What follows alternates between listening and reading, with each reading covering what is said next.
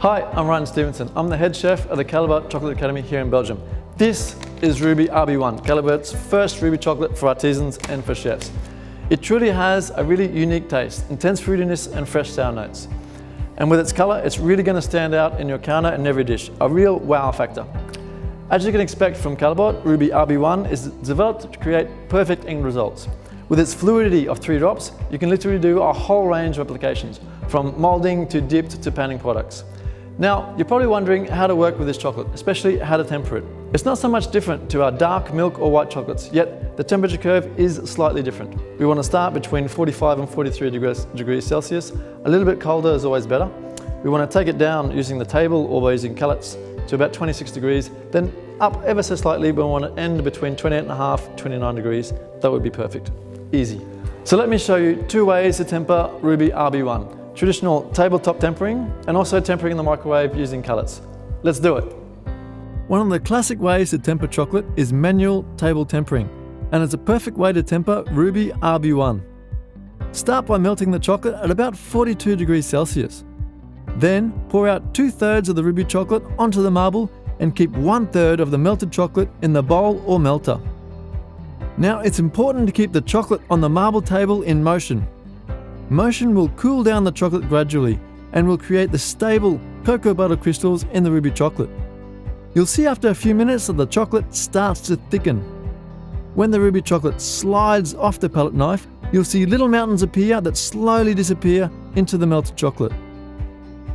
That's our sign. Stable crystals are being formed and our chocolate starts to thicken. Now, if we'd continue, more and more crystals would form, and the chocolate on the table would thicken too quickly and over-crystallize.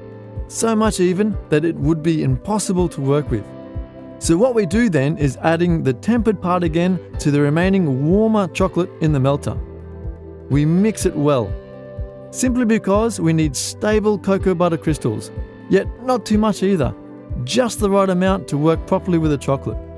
Afterwards, during cooling, these stable crystals will multiply again and crystallize into perfect end result after cooling.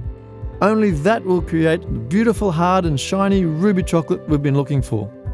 Let's check. Ideally, the temperature of the Ruby chocolate should be around 29.5 degrees Celsius to start working with. There we go, 29.4 degrees Celsius, that's perfect. Now, if you want to be sure the Ruby chocolate is tempered correctly, I suggest to apply a quick test. Simply dip the tip of a knife into the chocolate. If it's properly tempered, the chocolate should harden within about 5 minutes.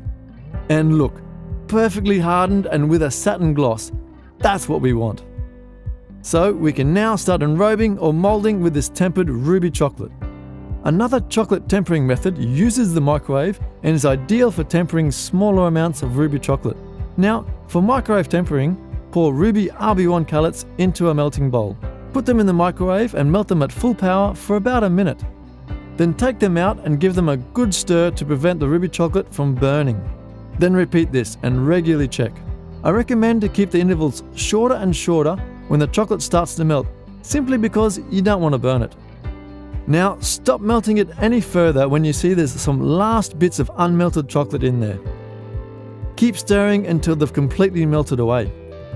When you measure the temperature, the chocolate should now be around 42 degrees Celsius. Now that's the time to add stable cocoa butter crystals in the shape of cullets. Add about 1/3 of the volume of the melted chocolate. And now simply use the hand mixer to melt every last bit of cullet. I prefer this method for small quantities because it's fast and efficient way of doing an old technique. Now check again the temperature. It should be around 29.5 degrees. And just to be sure, you can always do the knife test. When the chocolate hardens within a few minutes, you're sure it's perfect to work with.